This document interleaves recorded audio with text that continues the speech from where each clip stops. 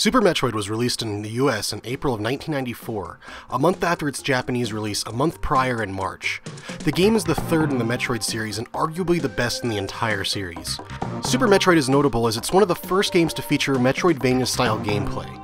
The game was directed by Yoshihiro Sakamoto, who is known for the other Metroid games as well as the Wario Land games and the WarioWare games.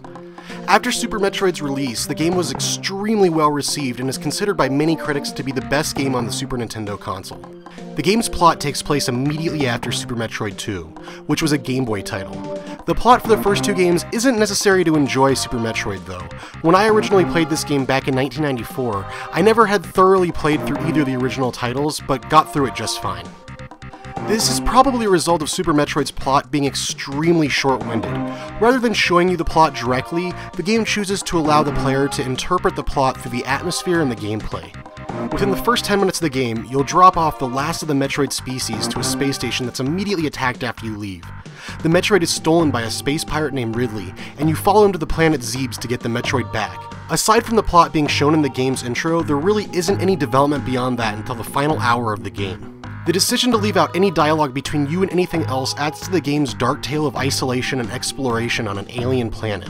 The game feels like it has a strong influence from the Alien movies by Ridley Scott.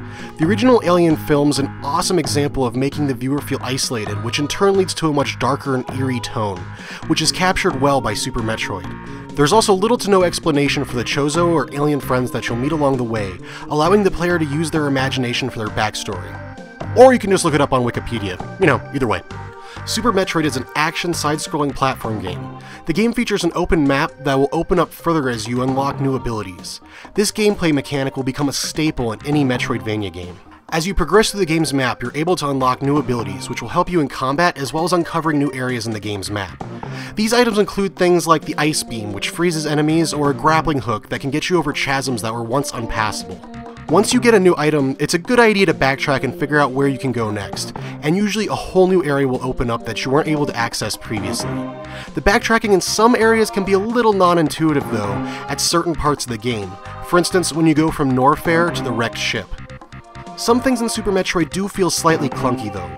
For instance, the way you move from a ducking to standing position, how the jumps handle once you're in the air, or those god-awful wall jumps. The first two only give the game a slightly weird feel, but the wall jumps can be extremely tedious, especially for some of the areas that they throw at you. The problem with the wall jump is, unlike many other games that have a wall jump once you hit a wall by just jumping again, instead you have to push off by hitting the opposite direction and then jump. The first time the game teaches you to do the wall jump, it throws you in a pit with a save and pretty much says learn it or quit.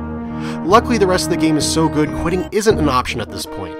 The biggest problem with the wall jumping mechanic is even after learning it, it still feels hit or miss because of how dead on the timing has to be. The wall jump drove me so crazy on my last playthrough that I learned how to bomb jump by using a metronome to get past some areas. Super Metroid's graphics have aged incredibly well. The game still looks great in 2014, and it looked astounding 20 years ago when the game was released.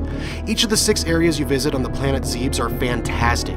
Each one of them has their own look and feel, but still feel cohesive to the entire planet being one larger thing. The areas themselves stand out as one of the best parts of the entire game. The game's soundtrack is great. Each area is accompanied by its own music, all of which fits the tone of each area extremely well.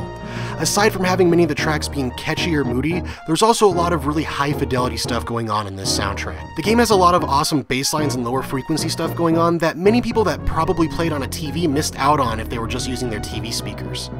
Currently, Super Metroid is valued at $40 according to PriceCharting.com, which is expensive for a retro game, however it's totally worth it.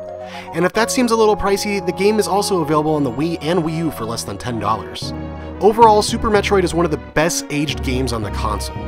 The game's gigantic map is amazing to explore, and aside from the wall jumping, the game has very few flaws. If you've never played Super Metroid, you need to rectify that immediately and play it as soon as possible. Not only to see the origins of the Metroidvania genre, but also to experience one of the best 16-bit games ever made.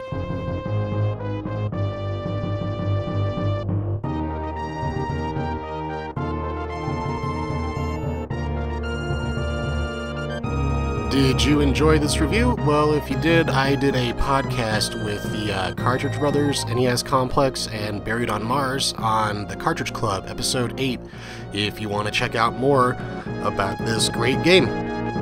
Link should be in the description. Thanks for watching, guys.